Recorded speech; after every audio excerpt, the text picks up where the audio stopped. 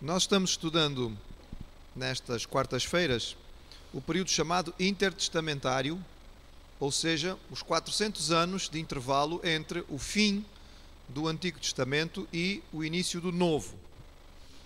Lembrar aos irmãos que nós entendemos historicamente o Antigo Testamento termina em Neemias capítulo 13, que é o relato final em termos históricos, e Malaquias é, em termos proféticos, o fim do Antigo Testamento, sendo que, em termos de época, nós entendemos que Malaquias foi contemporâneo de Neemias, ou seja, este profeta trabalhou na região de Jerusalém, na Judeia, mais ou menos no tempo em que Neemias foi governador pela segunda vez. Lembrando que Neemias governou a Judeia em dois períodos. Um primeiro período em que reconstruiu os muros da cidade, um segundo período, ele depois fez um intervalo, voltou até Suzã, a capital da Pérsia, porque ele tinha combinado isto com o rei da Pérsia, com o imperador, e depois ele volta num segundo período mais para tratar de aspectos ligados à lei de Deus. No entretanto, dissemos aos irmãos na semana passada que o fato da Bíblia ter este intervalo de 400 anos não quer dizer que a Bíblia não nos fale sobre o que ia acontecer neste período. Durante este período de 400 anos não houve nenhum profeta, não houve nenhum enviado de Deus a pregar ou a trazer a mensagem, mas profetas do Antigo Testamento tinham previsto o que ia acontecer. Vamos recordar os textos então? O primeiro deles lá em Daniel, no capítulo 2, depois diz, esta é uma das visões de Daniel, aquela visão, não é, da grande estátua, a cabeça era feita de ouro, depois de prata, de bronze, havia 4 impérios claramente definidos, e é isto que Daniel identificou. Portanto, depois de ti se levantará um outro império, inferior ao teu, que seria o segundo, depois um terceiro reino de bronze, o qual dominará sobre toda a terra, e o quarto reino será forte como o ferro, pois o ferro esmiuça tudo. Mais tarde, Daniel tem outra visão. No texto seguinte, nós podemos ler. Então, aqui é uma visão de 4 animais. Ele está vendo e vê 4 grandes animais. O primeiro era como um leão que tinha asas de águia, e ele depois ficava de pé como um homem. A seguir, o segundo animal era semelhante a um urso, o qual se levantou e tinha 3 costelas na sua boca. Depois, o terceiro animal era semelhante a um leopardo e tinha 4 asas de ave e tinha também 4 cabeças. E por último, ele continua olhando e ele então vê um quarto animal que é o mais terrível, o mais espantoso de todos. Dissemos aos irmãos que estes 4 reinos, estes 4 impérios, são exatamente os que cobrem o período entre o fim do Antigo Testamento e o início do Novo. A imagem que nós temos dos 4 animais, que está no slide seguinte, portanto a Babilônia, que era o leão, o primeiro destes impérios, o império que demorou menos tempo e que também ocupou menos espaço. Depois o Império Medo-Persa, que é o império que era representado pelo urso.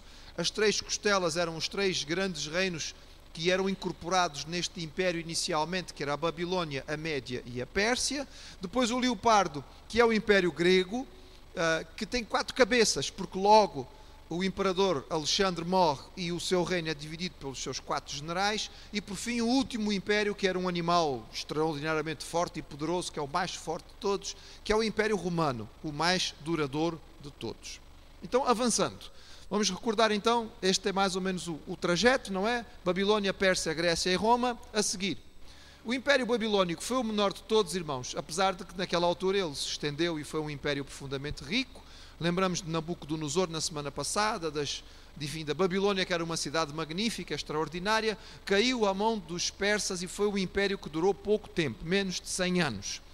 Na próxima imagem, o Império Persa, sim, já foi um império bastante estendido, chegava ao Egito, chegava ali praticamente à costa da Grécia, digamos assim, toda a região da Turquia, e avançava até onde hoje fica o Irão e o Iraque. Lembrar que o Império Persa, a certa altura, teve também a pretensão de conquistar a Grécia.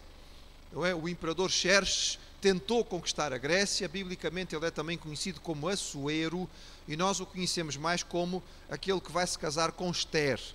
Só para nós percebermos a importância que isto tem, não é? O Império Babilônico e o Império Persa foram importantes na preparação da vinda de Jesus. Porquê? Porque eles espalharam os judeus. tiraram os judeus da sua terra e os espalharam pelo mundo. E isto foi importante e significativo. Estes dois impérios não somente espalharam os judeus, mas lhes deram posições de importância, de destaque. Vamos lembrar o Império Persa, que foi um império já significativo, teve como seu primeiro-ministro Daniel. Daniel foi um personagem-chave do império. Mais tarde, a rainha do império, Esther, era judia. E o seu tio também foi um grande ministro, Mardoqueu. Depois, mais tarde, nós vemos que Neemias era um dos ministros de Estado, era copeiro-mor, era uma posição muito importante. O que significa que os judeus alçaram posições importantes e foram se estabelecendo em todo o mundo, porque este espalhar-se pelo mundo foi muito significativo. Foi durante o tempo do Império Persa que se estabeleceu a tradição das sinagogas. Onde houvesse 10 homens judeus, pais de família, montava-se uma sinagoga. E as sinagogas eram um local de ensinamento da Bíblia, da palavra, do Antigo Testamento. E dizemos aos irmãos que isto era importante para o desenvolvimento do cristianismo. Porquê?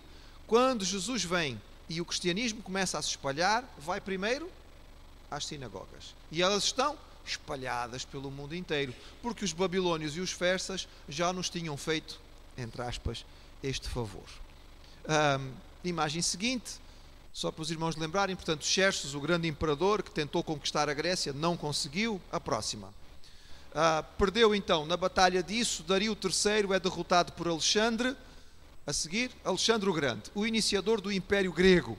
Este homem, em muito pouco tempo, conquistou um império maior do que todos os que tinham existido até então. Na imagem seguinte, podemos ver o seu império, era mais ou menos do tamanho do Império Persa, mas esticou-se um bocadinho mais. Foi um grande império. Porquê que foi importante o Império Grego, irmãos? Por causa da cultura e da língua. Dizíamos aos irmãos na semana passada, aonde Alexandre foi, ele teve a preocupação de levar a língua grega e a cultura grega. E ele deixou em todos os lugares professores. Ele não estava muito preocupado em espalhar os povos pelo mundo. Ele estava preocupado em levar a Grécia a todo o mundo. Ele tinha sido criado por um grande filósofo, Aristóteles. Então ele tinha esta importância na sua mente. Quando Alexandre morre e o seu império é dividido, o império, apesar de já não ser dele, continua sendo o Império Grego e continua estando na mão de gregos. E a língua passou a ser uma língua universal. Quando Jesus finalmente chegar, irmãos, não vai haver dificuldade de fronteira linguística. Aonde quer que os missionários cristãos fossem, podiam falar grego, porque as pessoas iam entender. Isto era uma facilidade enorme, não é, irmãos? Porque o mundo estava todo dividido em línguas diferentes. Hoje em dia nós podíamos dizer que o grego seria, não é bem a mesma coisa, mas como se fosse o inglês para nós hoje, que em quase qualquer lugar do mundo podemos chegar e falar inglês e alguém vai entender. Mas o grego foi mais do que isto, porque era uma segunda língua do povo. O povo falava, era uma língua comercial, era uma língua que toda a gente aprendia. Mesmo o povo de Jesus no seu tempo falava grego. E muito provavelmente o Senhor Jesus também falava grego, não sendo a sua língua materna, a sua língua mãe era o aramaico, mas ele também devia falar grego e compreender esta língua. E como isto foi importante, irmãos, como derrubou as barreiras, como é difícil nós avançarmos com barreiras linguísticas.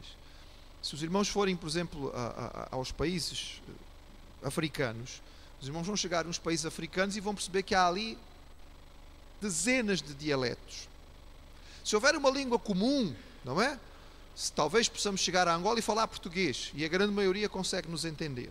Chegamos à Guiné-Bissau, temos que falar crioulo, porque é para a maioria poder nos entender. Mas se quisermos falar ao coração do povo, vamos ter que falar a língua nativa. Irmãos, dá um trabalhão. Os missionários demoram em média 14 anos para aprender uma língua e traduzir o Novo Testamento. Só o Novo Testamento.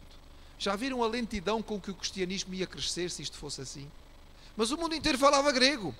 E os gregos já nos tinham dado o favor de, em Alexandria, onde havia uma grande base de judeus, traduzirem o Antigo Testamento para a língua grega. Então, aonde eles fossem, já podiam levar os textos bíblicos, já podiam levar as profecias, podiam falar a mesma língua. Facilitou imenso o crescimento da igreja. Na próxima imagem, mostramos aos irmãos a divisão, então, que houve quando Alexandre morre, em 323, não há um sucessor direto, e, portanto, o império dele é dividido por 4 dos seus generais, de uma forma um pouco estranha. Os irmãos podem achar que, por exemplo, Cassandro, que ficou com aquela parte pequenina lá de cima da Grécia, era menos importante, mas é que aquela parte era muito mais desenvolvida, não é? Do que todo o império que ficou na mão de Seleuco, que parece tão grande do lado de cá. Só que era uma zona muito difícil de controlar. Isto era mais teoria do que prática. E a Palestina? A Palestina vai ficar, a zona de Jesus, vai ficar primeiro sob o domínio dos Ptolomeus.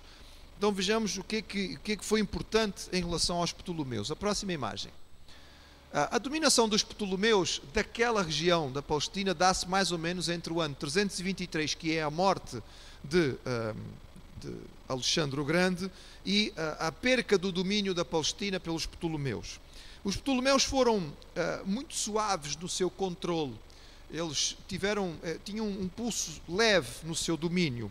O primeiro dos seus dominadores, o general Ptolomeu, que tomou conta daquela região do Egito e da Palestina, era um homem muito voltado também para as letras e que gastou muito tempo colecionando livros. Foi um dos responsáveis pela formação da grande biblioteca de Alexandria. Também deu aos judeus liberdade de ação, tanto no Egito, no caso na cidade de Alexandria, como na própria Jerusalém. Se os irmãos se lembrarem, na semana passada referimos que Alexandre era um homem, Alexandre o Grande, o imperador antes destes, não é? Era um homem muito supersticioso e que valorizava todas as religiões, de certa maneira. E quando ele chegou a Jerusalém, foi ao templo e pediu ao sumo sacerdote que orasse por ele. Depois ele foi ao Egito e pediu aos oráculos egípcios que confirmassem que ele era filho dos deuses. Ou seja, ele acendia uma vela para cada um, para ver qual é o que funcionava melhor. Mas Ptolomeu herdou esta atitude, digamos, suave para com os judeus. O que fez com que, apesar de o povo judeu não ser independente, não era, estava sob o domínio do Império Grego, e no caso aqui, sob o domínio dos Ptolomeus, mas havia liberdade de religião. O templo de Jerusalém funcionava perfeitamente bem, os sacerdotes faziam os seus sacrifícios todos os dias e, de uma certa forma, o sumo sacerdote acabava por funcionar mais ou menos como um governador daquela região, o que permitiu aos judeus se desenvolverem razoavelmente bem. Nós normalmente não temos grandes informações a respeito dos Ptolomeus e também não os conhecemos, com exceção de um personagem, ou no caso uma personagem, que acabou por se tornar a mais famosa de toda a linhagem dos Ptolomeus, e é justamente a última rainha do Egito independente, e que toda a gente sabe quem foi, porque se chamou Cleópatra. Pois a Cleópatra era descendente dos Ptolomeus. É por isso que há muita discussão a respeito de qual seria o aspecto da Cleópatra, não é? Que alguns dizem que se ela era egípcia tinha que ser morena, mas no entretanto parece que os relatos indicam que ela podia ser loira. Mas como é que pode ser loira no Egito? É que os Ptolomeus eram gregos, e da região de onde eles vinham, não é? Principalmente da Grécia, mais para cima, Macedónia, eles eram loiros, então a Cleópatra podia ser loira. Não vou discutir aqui o que é que ela era, irmãos, porque a gente não sabe. Nem sequer sabemos se ela era bonita ou não. Dizem as histórias que eram, mas se calhar nem era. Mas enfim, a beleza também muda de tempo para tempo. Mas houve sempre confronto ali naquela zona entre os Ptolomeus e os Seleucidas. Ou seja, os descendentes de Seleuco, o general grego, que ficou com a parte da Síria e depois do Iraque e do Irão. E por fim, por volta do ano 175, Antíoco IV, digamos, um dos descendentes dos Seleucos, toma o poder e ocupa a posição de domínio na região da Palestina. Próxima imagem. Portanto, a dominação seleucida a partir de 175. Os seleucidas tinham uma atitude muito diferente no que diz respeito aos Ptolomeus. Se é verdade que os Ptolomeus foram muito suaves, permitiram que os judeus mantivessem o seu controle, não é? E, portanto, apenas ajudaram a difundir a língua e a cultura grega de uma forma pacífica, passando a ser uma língua muito falada naquela região, mas dando liberdade religiosa aos judeus, os seleucidas não. Eles queriam impor a cultura grega à força. Eles queriam helenizar, esta era a atitude, a palavra, não é? A toda aquela região através da força. Eles tinham medo, porque já nesta altura começava a surgir uma nova força ali no Ocidente, que era Roma. E eles achavam que se eles conseguissem com que os povos se tornassem realmente gregos no seu coração, impediriam a conquista romana. Antíoco Epifânio, que foi o quarto, não é, destes reis com este nome Antíoco, tinha este nome Epifânio, que significa Deus manifesto. Ele quis mudar a maneira dos judeus funcionar.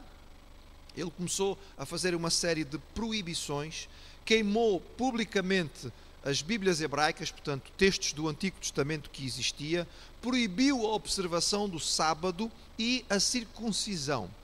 Antíoco proibiu a circuncisão sob pena de morte. Se fosse encontrado um pai que tivesse circuncidado o seu filho, era morto. O ponto mais alto, digamos, desta opressão acontece no ano 167 a.C., quando Antíoco manda colocar uma estátua de Zeus, portanto o Deus supremo do panteão grego. Os gregos não tinham um Deus, tinham deuses para tudo e mais alguma coisa. Para todos os dias do ano e todas as estações e todas as coisas eles tinham, patrono de todas as coisas. Mas o Deus principal era Zeus, que depois os romanos adotam e vão chamar de Júpiter. Ele colocou uma estátua de Zeus no templo de Jerusalém, só que havia ainda um problema maior ainda. Era o animal que era sacrificado nos sacrifícios a Zeus era o porco. Então Antíoco Epifânio mandou colocar uma estátua de Zeus no templo de Jerusalém e sacrificar um porco no altar. Ora, evidentemente os irmãos podem imaginar o que isto fez no coração dos judeus, para quem o porco era um animal impuro, não é? E é isto, e é esta, digamos, esta atitude, que para muitos foi o cumprimento da profecia de Daniel, que está lá em Daniel 11:31, que fala sobre a desolação máxima, não é? A assolação máxima do que era sagrado. Então entra em campo a família dos Macabeus. Próxima imagem. Esta é uma imagem de Matatias, teoricamente abençoando os seus filhos. Matatias era um sacerdote e eles são chamados também asmonianos, porque eram descendentes de um homem chamado Asmon. Macabeus, a palavra Macabeu significa martelo, porque eles foram lá e quebraram a cabeça do inimigo com os seus martelos, digamos assim. Matatias, que era um sacerdote, ele nega fazer o sacrifício obrigatório aos deuses gregos. Um dos emissários reais tenta forçá-lo a fazer um sacrifício impuro e o Matatias pega na faca para fazer o sacrifício, mas em vez de sacrificar o animal, sacrifica o emissário do rei. E com isto inicia uma revolta armada, uma rebelião. Ele foge para as montanhas, junto com os seus filhos, e isso dá-se no ano 167, portanto, no auge da perseguição feita por Antíoco, e ele morre logo a seguir no ano 166. Só que Matatias tinha uma vantagem, ele tinha nada menos do que 5 filhos homens: Judas, João, Simão, Eleazar e Jonatas, e os seus filhos eram homens de guerra. O primeiro deles que assume o controle é Judas. Judas Macabeu comanda uma revolta armada contra os Seleucidas, mas em vez de fazer confronto armado direto, porque ele sabia que não tinha gente suficiente para guerrear abertamente, ele utiliza a estratégia de guerrilha. E com isto ele vai minando a força dos Seleucidas. Até que no ano 164 ele consegue vencer a tropa seleucida que estava na periferia de Jerusalém e toma a cidade santa. A imagem seguinte mostra-nos então um alto relevo já muito danificado que existe. Esta imagem é célebre, que é a famosa imagem da chegada dos Macabeus a Jerusalém. Eles retomam a cidade, rededicam o templo, purificam o templo, derrubam a estátua de Zeus, purificam novamente o altar, rededicam o templo ao Senhor, e este tornou-se uma das principais festas do calendário judaico, que é comemorada exatamente nesta altura do ano e que é conhecida como Hanukkah. Então, se os irmãos ouvirem falar sobre o Hanukkah, Hanukkah é a festa da volta, digamos, da entrada dos Macabeus em Jerusalém e da rededicação do templo. A luta contra os Seleucidas vai durar algumas décadas. Os irmãos vão se sucedendo, Judas é morto, Jonatas toma o controle das tropas e por fim Simão. E neste processo, eles que eram uma família sacerdotal, assumem também o sumo sacerdócio. Só que havia um problema. O sumo sacerdócio tinha sido declarado por Deus na linhagem de Zadok, e os Macabeus não eram desta linhagem. E, portanto, eles estabelecem um sumo sacerdócio incorreto. Eles tornam-se sumos sacerdotes apesar de serem sacerdotes, eles podiam aspirar a isto, mas não pertencem à linhagem certa. E Deus tinha dito qual era a linhagem, a partir da família de Arão, que podia ocupar o sumo sacerdócio. E os macabeus não são dessa família. E, portanto, isso inicia uma linhagem de sumos sacerdotes até ao tempo de Jesus, que é composta por sumos sacerdotes que são descendentes políticos e não necessariamente homens escolhidos por Deus para ocupar esta posição. É o caso de Caifás e Anás, os sumos sacerdotes no tempo de Jesus, que são homens políticos e não necessariamente escolhidos. Portanto, a próxima imagem, o período da independência dos macabeus é mais ou menos 100 anos. Entre o ano 164 e o ano 63 a.C., esta dinastia asmoniana controla o poder. Eles foram importantes, irmãos, pelo seguinte: esta onda de revolta contra os seleucidas permitiu o surgimento de alguns partidos políticos religiosos muito importantes no tempo de Jesus, como os fariseus e os saduceus. Os fariseus eram os puros, eles queriam exatamente viver de forma contrária àquilo que era a pressão dos seleucidas para aceitar a cultura grega, e eles vão, como os irmãos sabem, ser muito importantes no tempo de Jesus. Estes grupos, os saduceus, os fariseus, os essênios, são importantes por causa daquilo que eles trazem de novo, digamos, no ambiente religioso. Infelizmente, como muitas vezes acontece, o poder acaba por, minar, corromper. E no fim destes 100 anos, os descendentes dos macabeus estão lutando uns contra os outros pelo poder. E isso obriga, entre aspas, o novo poder ocidental a ir lá e pacificar a terra, entre aspas. É o que acontece no ano 63 com o grande general romano Pompeu. Pompeu pacifica, entre aspas, a região, tira o título real que os macabeus ocupavam e apenas os mantém como sumos sacerdotes, mas eles deixam de poder governar a terra. No entretanto, eles continuam com atitudes rebeldes. Os judeus, enfim, eram um povo realmente muito duro, não eram rebeldes só contra Deus, era contra qualquer tipo de autoridade. Então, por volta do ano, entre o ano 40 e o ano 37, há uma nova revolta, e nessa altura quem entra em campo é outro general romano, Marco Antônio, conhecido porque teve o relacionamento com a última rainha dos Ptolomeus, Cleópatra. Os irmãos vão ficar bons nisto.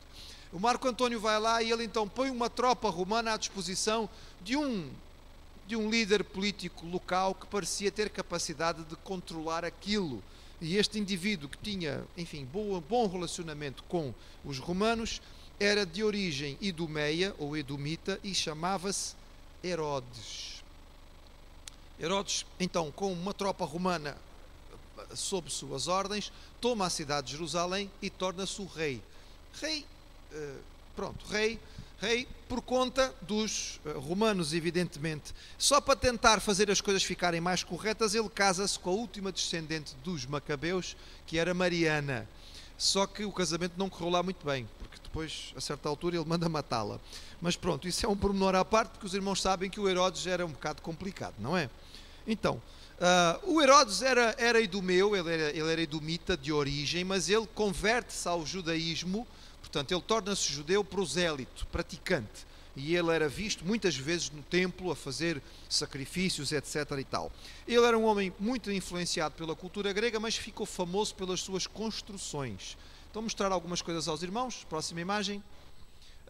Este é o Império Romano, digamos, num dos seus momentos áureos, mas é uma imagem que todos nós conhecemos, em que até aqui a nossa querida Lusitânia fazia parte do Império Romano. A seguir, Herodes o Grande.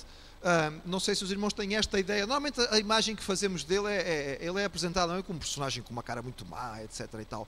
Este é um busto de Herodes da época, com um aspecto bem grego, porque ele era um indivíduo influenciado pela cultura grega. Portanto, esse seria mais ou menos o aspecto que ele queria. Aquilo são algumas das moedas cunhadas na época de Herodes. A imagem não nos permite ver 100% bem. A seguir, as construções de Herodes. O que os irmãos estão vendo aí é simplesmente uma montanha, e ele faz do topo da montanha uma grande fortificação. Deu a ela, porque ele era um homem muito modesto, o nome de Herodium. e era uma das grandes fortificações da época. Estas construções eram fabulosas, eram palácios com N piscinas, uma piscina mais alta do que a outra, caía água desta piscina para a outra, enfim, num tempo em que era difícil construir, isto implicava em muitos escravos para fazer o trabalho dele. Próxima. Esta é Massada. É outra montanha gigantesca, muito alta, sozinha, isolada no meio de uma zona muito plana, onde ele constrói uma fortificação. Aqui vai ser a última parte da independência dos judeus. Mais tarde, quando há uma revolta judaica, é aqui que eles vão ficar. Os últimos vão se refugiar. E os romanos vão demorar meses para conseguir tomar conta desta fortaleza. Na verdade, não chegam a conquistá-la, porque todos os judeus que estão lá dentro matam-se antes dos romanos tomarem conta desta fortaleza. A seguir, a cidade de Cesareia. Aqui já foi um bocadinho de escova, não é?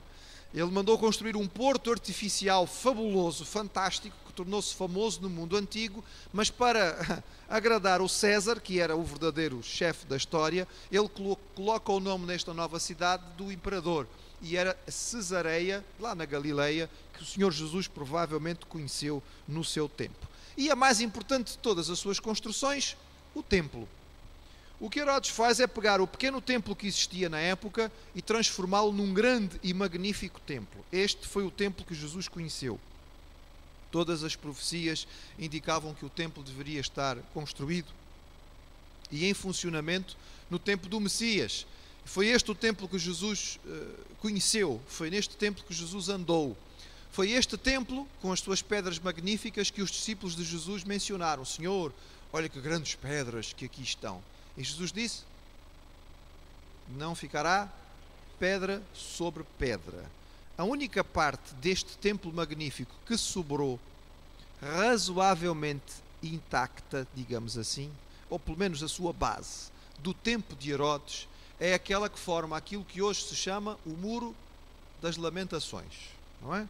Que é onde os judeus vão orar até hoje, porque ali eles ainda entendem que está ali uma parte daquilo que era o último templo que eles tiveram e que fez parte da sua adoração. Como os irmãos sabem, biblicamente Herodes era um indivíduo desorientado, ele era um indivíduo extremamente paranoico, ele vivia com medo de ser suplantado, de ser derrubado, então ele manda matar uma esposa, manda matar 2 filhos, está sempre com medo que alguém faça um golpe, e é por isso que ele vai mandar matar todos os bebés com menos de 2 anos. Jesus não tinha 2 anos de certeza absoluta, mas ele manda de 2 anos para baixo, que é para ter certeza que não há falha, não é? 2 anos para baixo, não sabe se tem 2 anos, tem 3 anos, mas é pequenino, mata também, que é para a gente ter certeza absoluta. Isto faz parte do perfil dele, porque era assim que ele era. A próxima imagem.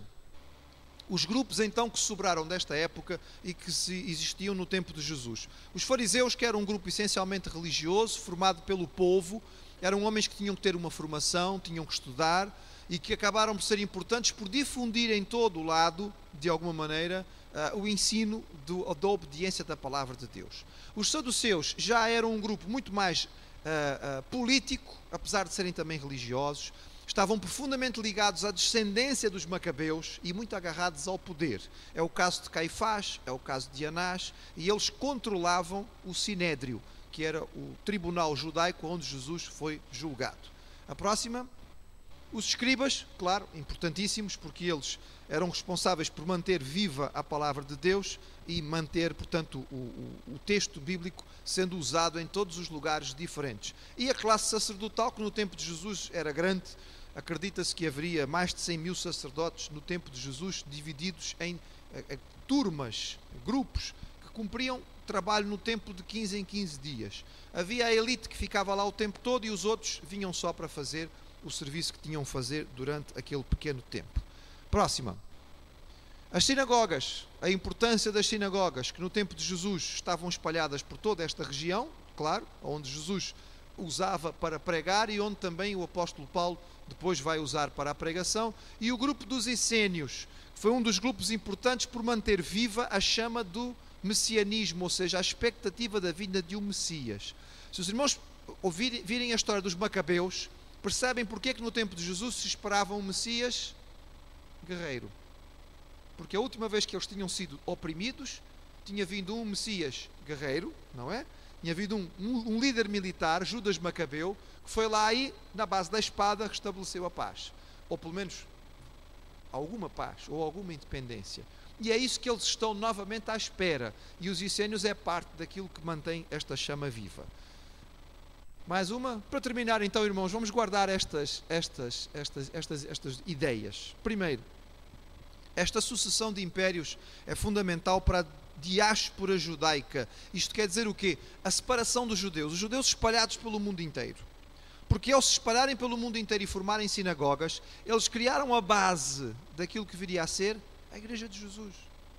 Lembram-se da estratégia de Paulo? O primeiro lugar que Paulo ia, aonde chegava era à sinagoga. E havia sinagoga em todo o lado. Em todo o lado havia um núcleo de pessoas que conhecia o Antigo Testamento, que conhecia a história, as profecias sobre a vinda do Messias e que estavam preparados para ouvir esta mensagem. Em todas as sinagogas havia grupos prontos para ouvir e entender: Jesus é o Messias. E isto permitiu um crescimento muito mais rápido do cristianismo. Segundo, a língua e a cultura grega, a helenização do mundo. A língua e a cultura grega permitiram que os missionários pudessem ir a qualquer lugar falando sempre a mesma língua. Enquanto antes, quando Israel ainda era um país independente, falavam a sua língua, não falavam mais nenhuma, e cada país falava a sua, e era muito mais difícil a progressão do Evangelho. Quando Jesus Cristo nasce, há uma língua universal que permite aos missionários muito mais facilmente chegarem a qualquer lugar e falarem de Jesus. O Império Romano. É claro que o Império Romano foi fundamental, irmãos, porque ele expandiu-se por toda aquela região dos antigos impérios e ainda mais. E o que é que o Império Romano fez? Oh, irmãos, fez muita coisa. Olha, pelo menos, acabou com as fronteiras. Não havia fronteiras, não havia necessidade de vistos, não havia dificuldade de viagens. Eles construíram estradas tão boas que até hoje estão aí, não é? Nós temos em Portugal estradas e pontes romanas. Nós hoje fazemos pontes e elas caem. Os romanos fizeram naquele tempo, elas ainda estão de pé. Agora vejam só, irmãos, porquê é que eles faziam isso? Para poder chegar com as suas tropas. Mas aonde vai uma tropa romana, também vai um missionário cristão. Então havia estradas por todo o lado. É por isso que vem aquela famosa palavra, não é? Todos os caminhos vão dar a Roma, porque os romanos estenderam a partir de Roma uma teia de estradas que ia pelo mundo inteiro e o Mediterrâneo passou a ser um lago, uma lagoa, porque havia tanto comércio, tanto navio andando de um lado para o outro, por causa do Império Romano, e porque os romanos tinham acabado com a pirataria, que era muito forte no Mediterrâneo. O Mediterrâneo era uma piscina particular do Império, não é? E permitia com facilidade a deslocação. Basta nos lembrarmos de quantas vezes o apóstolo Paulo usa o Mediterrâneo para se deslocar de um lado para o outro. Irmãos, o que eu queria que os irmãos guardassem e ficasse no vosso coração é isto. Enquanto nós achamos que durante 400 anos Deus ficou silencioso, Deus trabalhou. E quando os homens achavam que tinham o poder e estavam a montar grandes impérios, Deus estava usando estes homens para pôr tudo no seu lugar. E então, quando o Senhor Jesus chega, tudo está preparado, não somente para o Evangelho chegar, mas para crescer da forma como vai crescer. Por último, eu queria dizer aos irmãos que Jesus chega numa época em que a expectativa messiânica era enorme, não somente na terra dos judeus, em outros locais. Esta ideia de um líder que viria para resgatar o homem tinha passado dos judeus para os outros povos. E em muitos outros textos de outras nacionalidades, nós lemos na época desta expectativa. Os homens estavam cansados dos deuses gregos e romanos, que não respondiam, que exigiam sacrifícios, mas não atendiam. Havia uma expectativa da chegada de algo novo. Então, terminando onde nós começamos, como o apóstolo Paulo disse, na plenitude dos tempos. Na plenitude dos tempos. No Kairos de Deus. Jesus veio. Nascido de mulher, nascido sob a lei. Que isto possa servir de consolo, meu irmão. O irmão pode ver isto tudo e dizer: pastor, isto é uma excelente aula de história. Muito bom, gostei imenso. O pastor devia ir para a faculdade ensinar. Mas isto aqui para nós na igreja serve para quê? Oh, meu irmão, se não servir para mais nada, que sirva pelo menos para uma coisa. Às vezes parece que Deus está silencioso na sua vida. Às vezes parece. Às vezes parece. Às vezes parece que Deus está a dormir. A gente clama, a gente ora, a gente pede e não acontece nada. Aparentemente.